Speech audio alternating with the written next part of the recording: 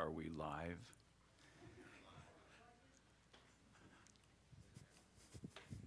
Cool.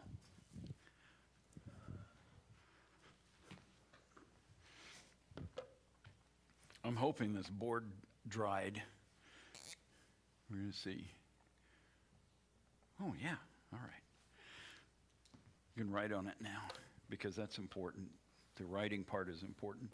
Mere Christianity. So C.S. Lewis, in this section, this book 2 part, is getting into the God that he was expressing from general concepts that there's maybe nothing out there to maybe there is something out there, and then he comes to argue that we're moving closer to Christianity. So that's where he is in this part. So we had 2 chapters we were going to work on, book 2, chapters 1 and 2. So the thing he comes up with in here is, well, we got to make a decision. Is there God or isn't there? And in his own story, God didn't play a part. He said, no, I'm not going there. I think it all just happened, and people have to dream up, argue for, really work hard to come up with an idea that there is a God. And until he came to the point of he knew there was a God, and then he realized the other side was struggling to come up with a way to explain God away.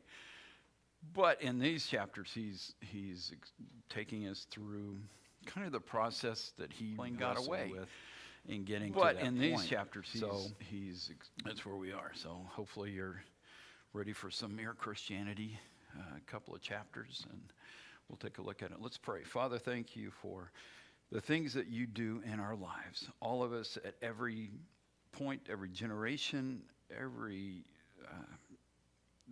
point in history, crossroads in history, where we have to come to understand who you are, to discover more about what life is and where we fit in our time, and that you did that with C.S. Lewis, and that he was willing to talk about it, wrestle with it, write it down, and that we have the benefit of looking into those things ourselves. So guide us in this time together as we look at those things, those arguments as well. In Jesus' name, amen.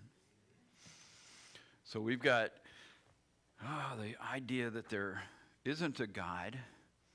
That leaves us at one end of this. The other side is that maybe there is, and then we have to decide when we get there who that is, or what kind of God that is. So that's kind of where we are here in this part of this thing.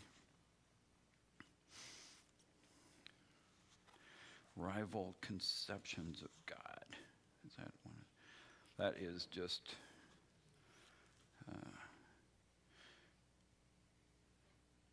his statement about taking a position.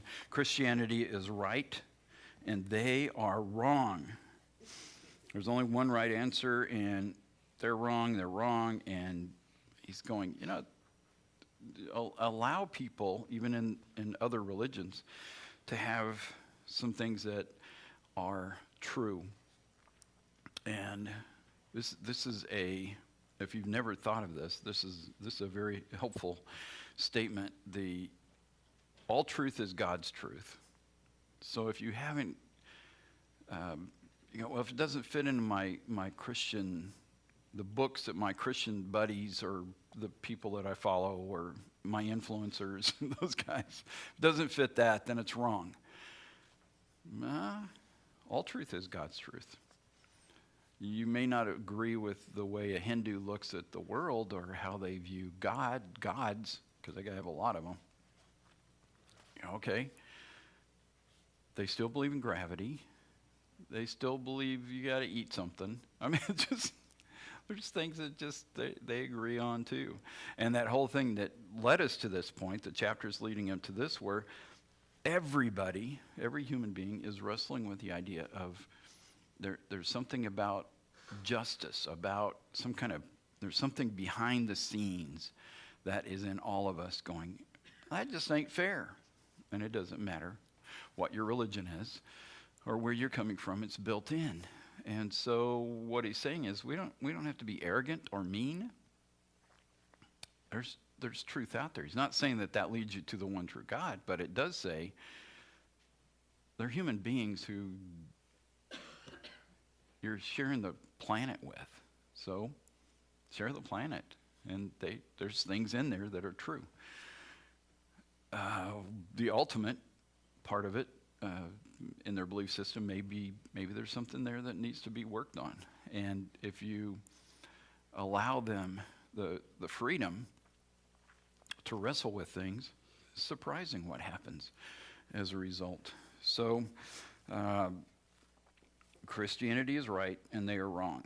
And that's just taking a perspective of and he's talking about how we treat, how we deal with other people. There is truth out there, so we want to allow that to happen. He's talking about ancient Greeks, Romans, modern savages, Stoics, Platonists, Hindus, Mohammedans, which we would call Muslims, and against the modern Western European materialist position.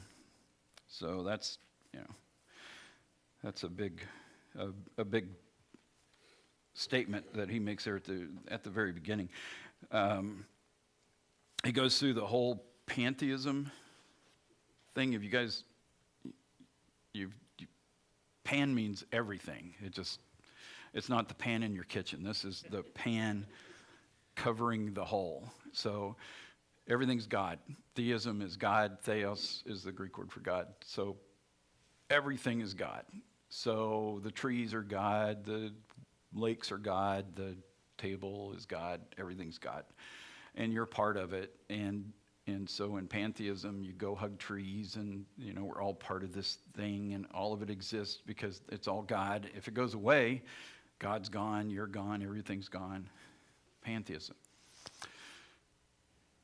That one has all kinds of problems, but it's a view that has grabbed some of the great minds, and Hegel is a German philosopher of the early 1900s, and his views on things really influenced people, and he thought that was that made sense.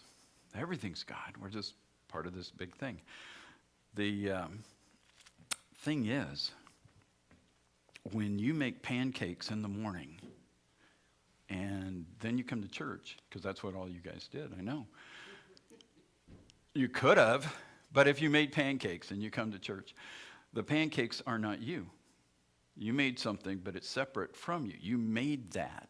And so the view of everything being you would be weird. And God's in heaven going, yeah, that'd be weird.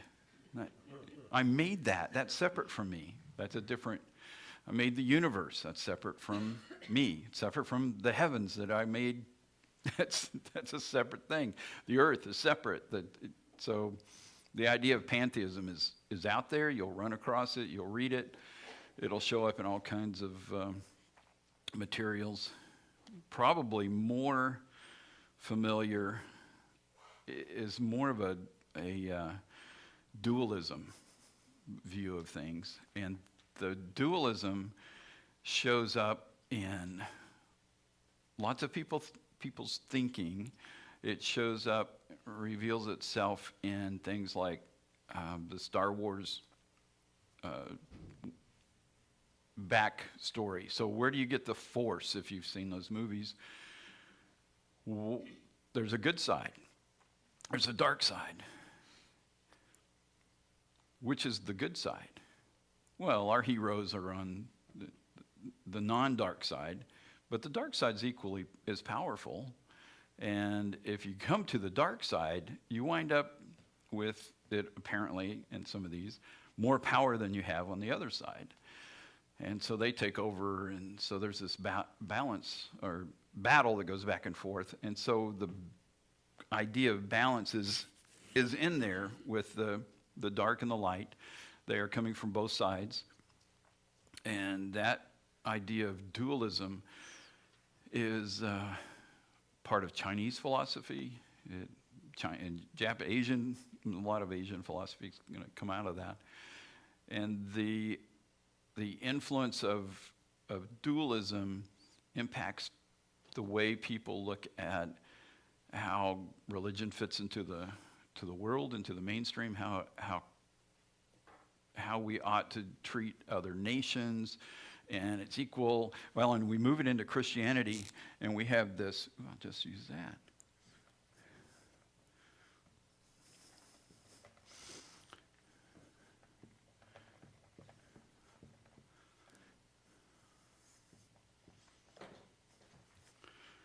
Dualism, dark and light. We move it into, well, there's God, there's Jesus, there's Satan.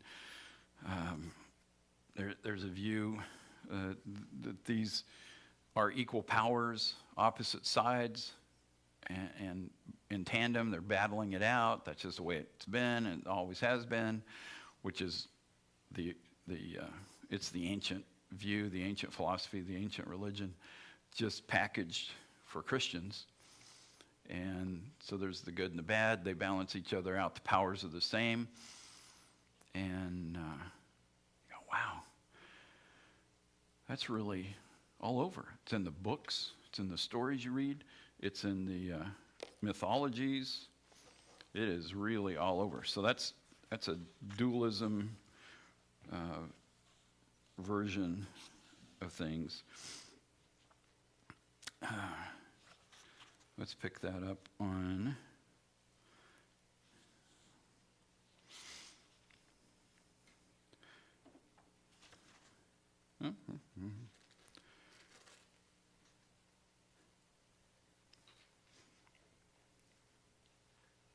Oh, I do. This is in the invasion part of this thing, and he's just talking about people just want this to be a simple religion. They really just want it boiled down. Just give me something simple. What is there to believe? And I don't really want to think about this too much. And then he says that there's no good asking for a simple religion because it's not simple. He said if you ask a scientist to tell you what the table you're sitting at is really made of, and he starts going through the atoms and all the things that are involved in just the simple table, the light waves that are bouncing off that hit your eyes that let you see it, and all of the elements that are involved in that. This isn't simple. It's just a table. Yeah. But much more than that. All of those other elements are playing a part. So the same thing when he's talking about a simple religion, not so simple. We're talking about God the Creator and all the things that are around us, and then the ways that human beings interact with Him, and how we've come up with our different explanations of the world that's around us. And so we want to make that something more and more simple, but it just gets us into big trouble.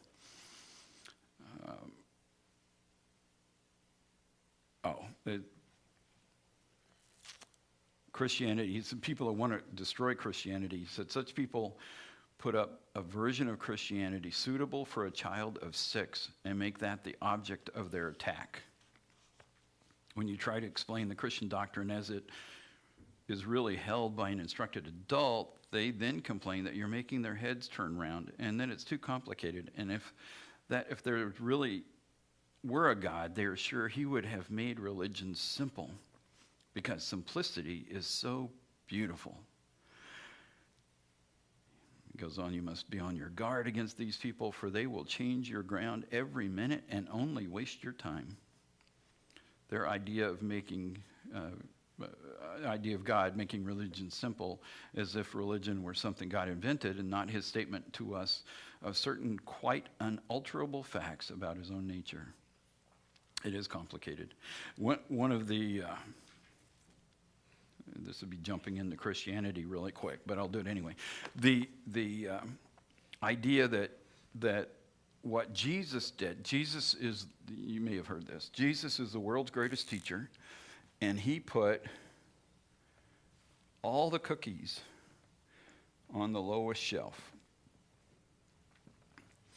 so that we could understand it. He made it simple. He told stories. He made it so a child could understand. And he used those parables to help us with that. Except that Jesus in his own words said, I'm giving you parables so you don't understand. The spiritual will understand it. He never put things on the lowest shelf. His bar is raised to the heavens. And only those who look up to him can ever see it. But if they're looking for the lowest bar, they're looking for something else. Because he's not doing that. It's not simple religion. It's not something God invented to, well, let's just grab these people and suck them in. There are groups, there are Christian groups, there are churches who do this in order to fill seats. And God in heaven is saying, what? I never intended that to be the case. Never made it that. It's around us, it's instructive, he's designed us to be capable of handling elementary things so that we can get into more advanced things. But he didn't put it here. That's somebody else's invention. Because they think, what can I do to control truth? What can I do to control him? What can I do to, well, and in some cases, it's just lazy. Because it may require me to actually think, and I don't want to do that. So if you just put it down here, I can just call it some, if you just do coloring sheets in Sunday school for enough years without introducing children to the one true God, what do you have at the other end? Adults who are still coloring sheets and think that's it. Because Jesus lowered the bar. No, never lowered the bar. He's just calling us to something higher. He didn't cover that in this chapter. However, it made me think of it. It's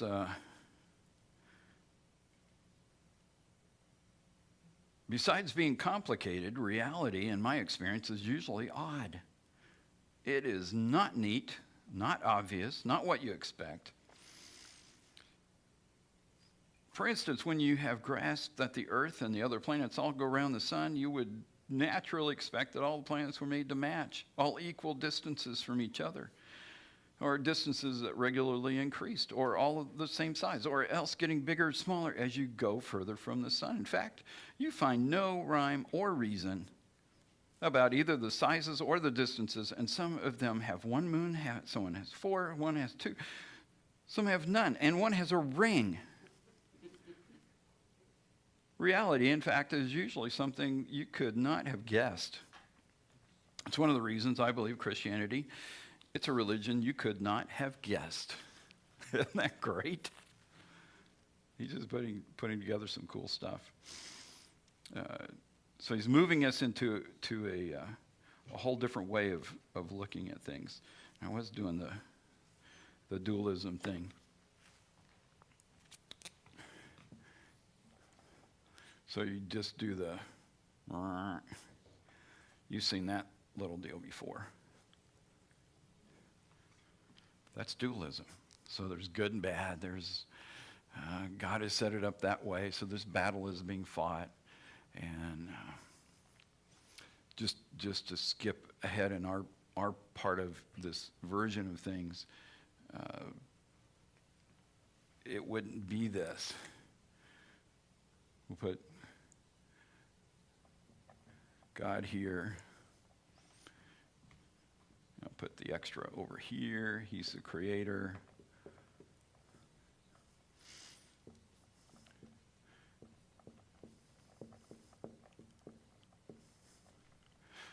Oh, and let's put good, creator, creation, and then we'll put down here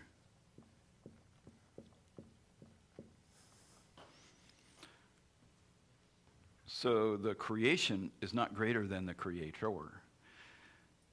There's no equality. There is no equal. There is one God, and that creator is dealing with things that, well, some of it he's revealed and some of it he's kept secret, so we don't know all of the details. But he's working out things to help all of us come to know him, and he has never given absolute authority to his creation. He's not handing it, he doesn't give the keys to us. There are times in our lives when we think we're running things, and then you find out you're not. But Satan is not in charge. He's got some things he's running, and we got problems with him. But this does not exist. So that's the dualism issue that Lewis is trying to point out, that it's there, it's in the minds of people, and just like writing the stories for Star Wars or many other mythologies or books or even religions, they're just trying to figure out how do you balance this? How do you deal with this? The dark is just as powerful and just as good as the good. The good, it's just a different perspective, different way of looking at it. We get in all kinds of trouble with that one.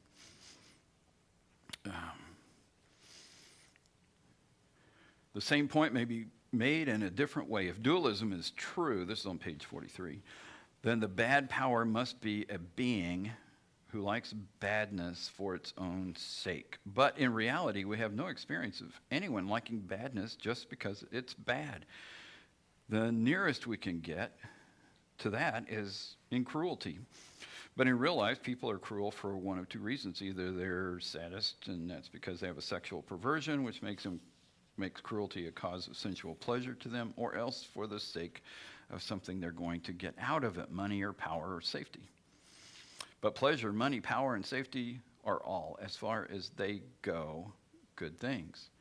The badness consists in pursuing them by the wrong method, or in the wrong way, or too much. That's kind of, it's not going to just badness for its own sake. So this whole darkness thing is what he's arguing about with the dualism.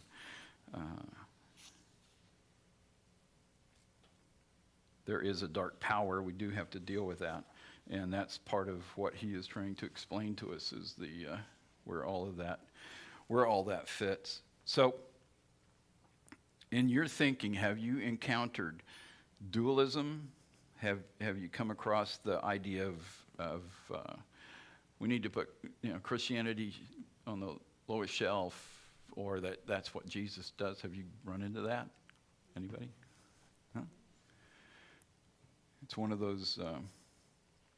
It floats around out there. The ideas float around out there. There is an emphasis on what we can do, and it's trying to make sense of the world. That's what people are trying to do, and in some ways make sure that we are controlling the narrative, the story. If we can get hold of some of these things, and we can get rid of God, that's another part of this. That's why the atheism thing plays a part in this. If we can get rid of God, then we can get rid of that ought to, that kind of rattles around in our heads. We can get rid of that, and we can be the ones who now determine what's good, what's right, what's just. And then we can shout out to the universe, to those people around us, those people in our families. That's what is. That's the ultimate. And even when we yell at somebody in our family over however we're approaching, like if you're driving and you got somebody pointing out how you're driving, who put them in charge? Where did that come from? Where's this idea of I need to run things? How do we do it? How do we do it in our businesses? And so we're working for somebody. Well, that manager is an idiot. If he did it my way, well, maybe he is. Bless you.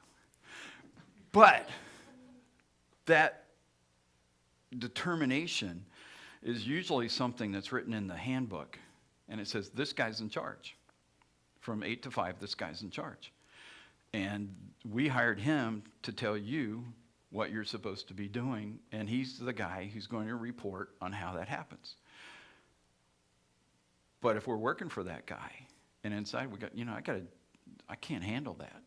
I need to get rid of that guy. Because if I were in charge, this is how I would do it. Because my idea of justice, my idea of accomplishment, my idea, and you put all that, just move that backwards and go, I want to remove God from the scene. And this is just doing the atheist thing. I'm going to remove God from the scene, and I want to be the one making the call. I want to tell people how to do it. I want to tell them when I feel a little need to change this, that because the way this ought to go fits me. God in heaven is going, now what? When did you get to be in charge of this whole thing? At what point did right and wrong, dark and light, justice, even the small things in how you do life or work for the guy from 8 to 5 fall on you? Doing a good job for the guy from 8 to 5. Now that's what he's called us to do. But we want to usurp. It's built in. You felt it. You've worked for those guys. And some of them are idiots, so that's not taking that away from them. But in the time that you're working for them, that's who you work for. You work for idiots. We live in a world full of idiots. Sometimes we're the idiots and we're working, people are working for us, so it kind of works out. And God is trying to guide us and give us instruction. And the pushback is, how can we get rid of them? We can get rid of them if we just call it this. It's just good and bad, just works out. There's really no God. There's no really rhyme or reason to any of this. We can make Satan and Jesus the same. They're just different powers doing different things. Well, how can we just erase God from the scene? Because really, what I feel about what my people do, the morality, the things they get involved in, their sexuality, all of it. I just want to make that determination. I want to make that determination. What's good? And it's good if I agree with it. If I don't agree with it, that's bad. You see the human entry point here? And God Almighty is going, there's greater. He's the one who sees it all. And he's the one who created.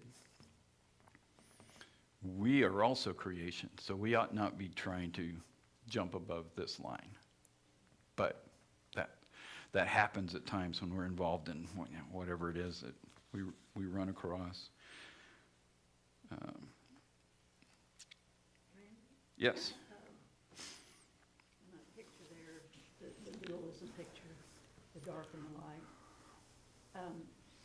I've read about, heard about that, like the yin and yang. Is that what that is? And that's the dualism. Yeah, yin and yang. Yeah. Yeah, and they're like, you need to balance. You've got to have so much yin, so much yang, that kind of thing. And that's all from that approach. Yes. Okay. Yeah. That is true. Yeah, they're just trying to balance it out, and the more God can be erased for Buddhists trying to get to nirvana. God is erased from that. There is no God. There's just the ultimate. You become one with oneness. You lose personality. You just go through you go through pain and suffering. That's the world that we live in. You go through pain and suffering, and eventually through going through that over and over again enough to squeeze the juice out of you. Then you get to become one with the oneness. And you go, man, that sounds really exciting. I think I should join the other billion people who think that's cool. You go, what kind of thing is that? It's a thing that says, how can we get rid of him? It's another version. How many ways can we come up with as humans to erase God from this formula? We don't want him involved. We don't want him telling us. We don't want his guidance, even though inside, well, we ought to do this, we ought to do that. It just takes us in a whole different direction. But Buddhism is one that erases him. The others eliminate him by, it's just a balance of power, so he's no greater than Jesus and Satan are equal. It doesn't see it as God as the creator, and creation is below him, and creation can't take over. He is the creator. There is no one greater than he is. But yeah, those things, they just enter into the world around us, and they destroy us. There is for a time I didn't have a green card when I lived in Germany as a civilian. And so you've heard about people coming across the border and not being legal. I was one. So I lived in Germany. I was legal in the sense that I had a passport that had a stamp that I came into the country. So they had that. But you only get so much time that you can do that.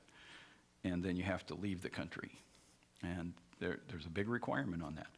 I worked on the language. I went to the office, the immigration office, because you have to get a green card to work, just like here. So I'm trying to get my card. And I'd go in and I'd do the thing and I'd talk to them, and then they'd throw some German at me I didn't understand, and then I'd go, you're not ready. And I'd look at the form, I go, I don't really know what this word is, and you can't ask in English because they won't answer you. They're not like our group here that just says, sure. These are Germans. Out the door you go. So I go, okay. And I gotta find work. You can't work if you don't have the green card, right? So I found work kind of under the table, cash kind of stuff like, people do. So I was one of those. The other people who were working with me were from other backgrounds. So there's a Hindu guy, and there's a Buddhist guy, and then we're working these jobs, kind of slave labor-ish kind of a thing, and making a few bucks, and we just kind of connected over time.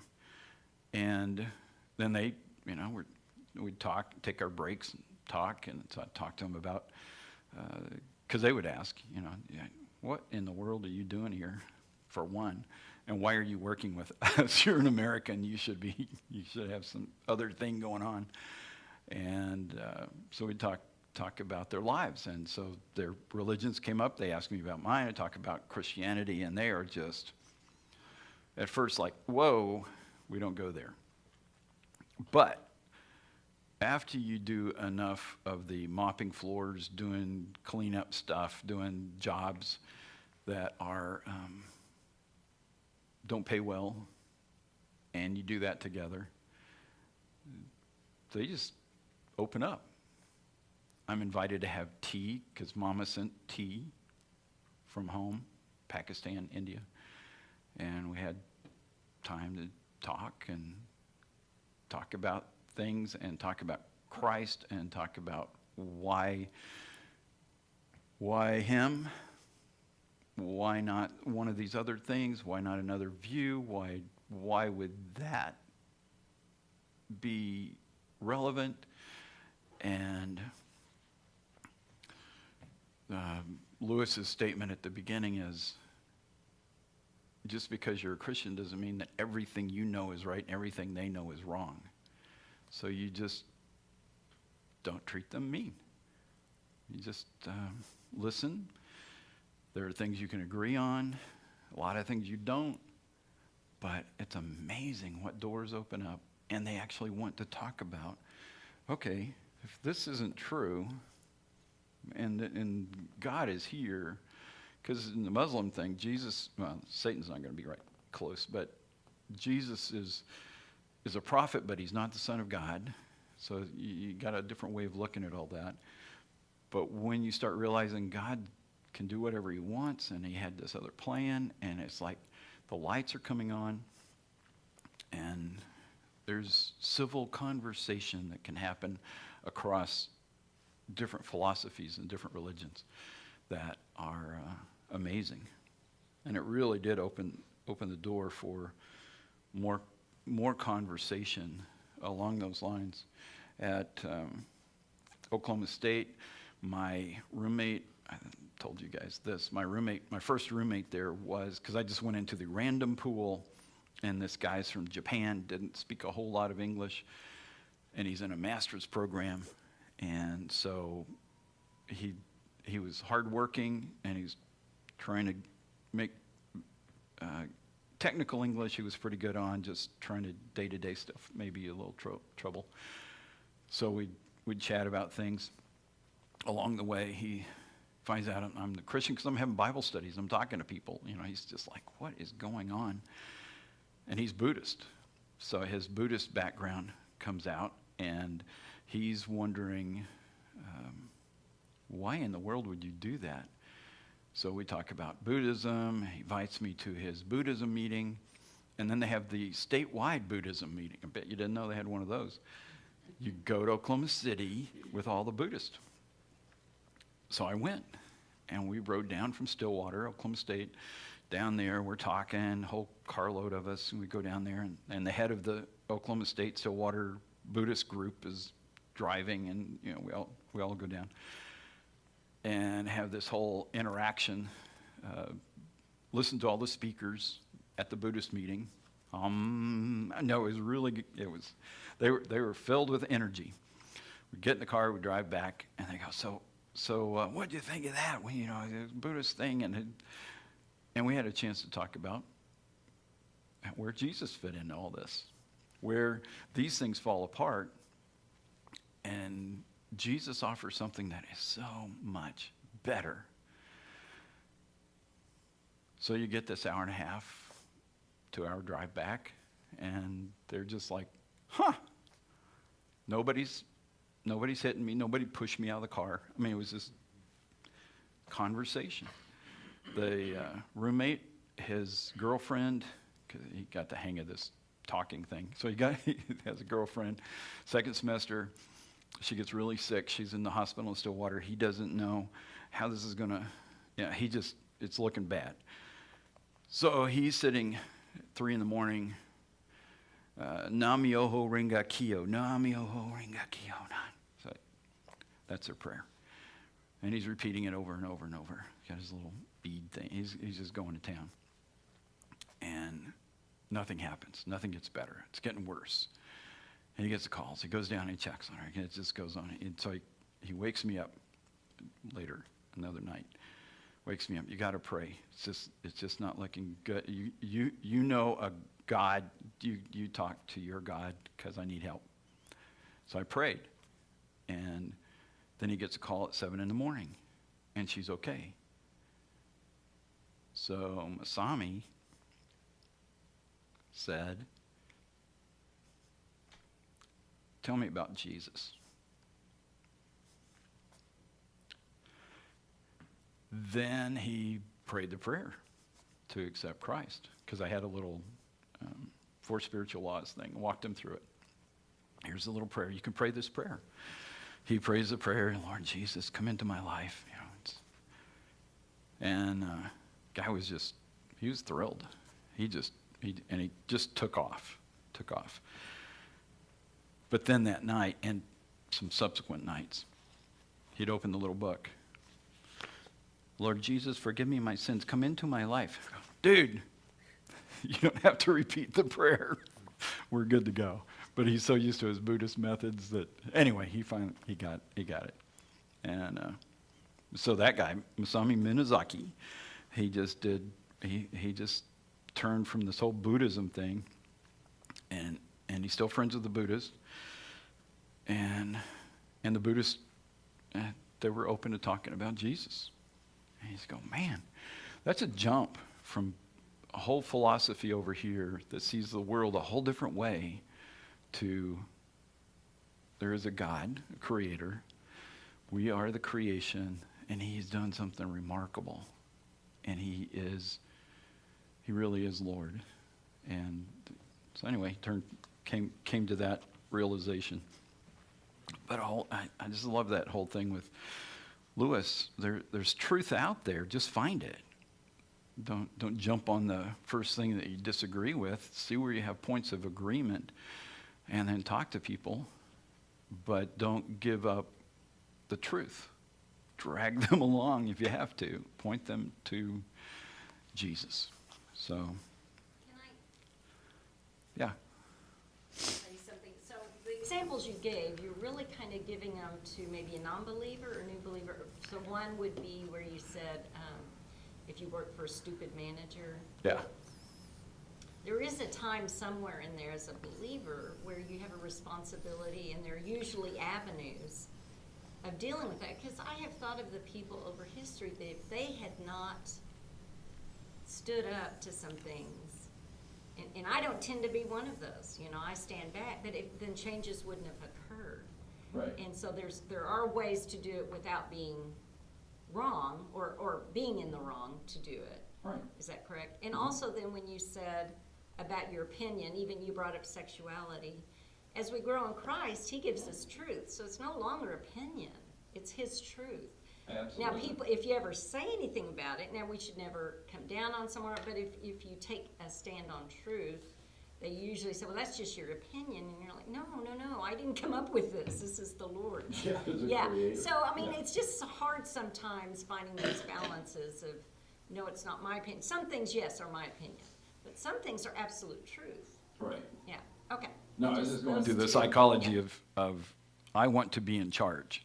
I'm the guy working. Right. I don't want to do this job, this dumb job I have to do. So that guy, if he did this better, it would be better for me. But I do think And that's a pushback on God. there's surely a place for telling the driver how to drive. I'm teasing, kidding. Jane, Yeah, would you agree? just so that you can ride in the car with peace of mind, if nothing else. Yeah, sorry. I drove your car. It told me what The car to do. told you what to do. I didn't know cars could tell you what to do. Mine's just old enough, it doesn't tell me. That freaked me out. There was no voice, and you didn't tell me that Yeah, it she would tell wouldn't. me. And she And wasn't enjoy in the it car. still. Yeah. he loved it. Yeah, once I figured it out, this thing is cool. Yeah, that was fun. I was totally kidding, Ellen. I But know. it did freak me out. Oh, yeah. But yeah, the pushback is on God. Not that there's not a time when we're dealing with somebody, and yeah, we need to do that and stand for truth no matter what. But I'm just trying to figure out an example that would Sure, say, yeah. how do we push back? Where does that show up in our lives? Because we do. It can be the government, it can be our jobs, it's something. And sometimes not for us, we're followers of Christ, but because he's dealing with the people, the general public, and how do we get people to recognize that God is God and Jesus is who he said he was. So you go through all of this because we're pushing back against him being who he is. And that built-in thing is just something in relationships and work and government and wherever we are that we push back. And there are times when we should, because they are not God. So, yeah. But it does change things. This is worth the price of the book. The last paragraph. Enemy-occupied territory. That is what this world is. Christianity is the story of how the rightful king has landed. You might say landed in disguise, and is calling us all to take part in a great campaign of sabotage. When you go to church, you are really listening in to the secret wireless from our friends. That is why the enemy is so anxious to prevent us from going. He does it by playing on our conceit and laziness and intellectual snobbery. I know someone will ask me, do you really mean at this time of day to reintroduce our old friend the devil, hoofs and horns and all?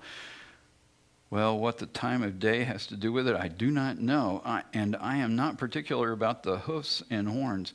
But in other respects, my answer is, yes, I do.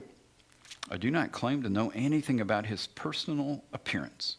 If anybody really wants to know him better, I would say to that person, don't worry, if you really want to, you will. Whether you like it when you do is another question. We are in enemy-occupied territory, and we have the opportunity of representing the Lord right here, right now, in this place, at this time in history. And we're taking on the evil, but we're representing the Creator in the middle of a world that wants to go a different direction. And that's why he was laying out, okay, there's these different philosophies, different ways of looking at the world, different approaches to how Christ is seen. So all of that leads us to this place where, okay, we are dealing with something, and we are dealing with the devil, but it is far from equal. It is far from equal. So, thoughts? Other thoughts, questions? Driving tips? I liked, in chapter 1, I like what Lewis said about if you're a Christian, you're free to think that all those religions, even the quirkiest ones, contain some hint of the truth. And that really applies, you know. It's just like the hardcore charismatics will one day see that it's not a prerequisite to speak in tongues to get to heaven. Yeah, there's all kinds of things that get added in, Yeah. and you go, well, that's not really there. Yeah, different pressures, but They're missing the real spirit when they're doing that, aren't they? Seems like. so we've got a whole world of people going a different direction and doing everything they can to miss him, because some don't know what to do with him. That's one aspect, and then others know he's there. They just don't want to hear it, so they push back. People who grew up in Western Europe or America and have been exposed to Christianity, and they go, I don't want to do it that way. I don't want to do life that way. They've been privileged to hear it, but they don't want to do life that way. And you know them. You've met them. They just want to go do their thing and push him out. So then they'll jump on this. And a whole lot of those other philosophies, which is why the Buddhist organization at Oklahoma State had a pretty good crowd, because they're just pushing. They grew up here. Not Masami, he was Japanese, but other people did. And they jump in, and you go, wow. We have a great God. He's got great stuff for us. It is cool to be part of what he's doing. So the rest of this is 3, 4, and 5, I think. Yeah. 3, 4, and 5 in book 2. That finishes book 2. We'll do that for next Sunday. And then we get to Christian behavior. So if you guys are going to skip, that's probably when you're going to do it. Get into that. All right, we'll go get some snacks and some coffee, and we'll take a break and meet back for service in a little bit.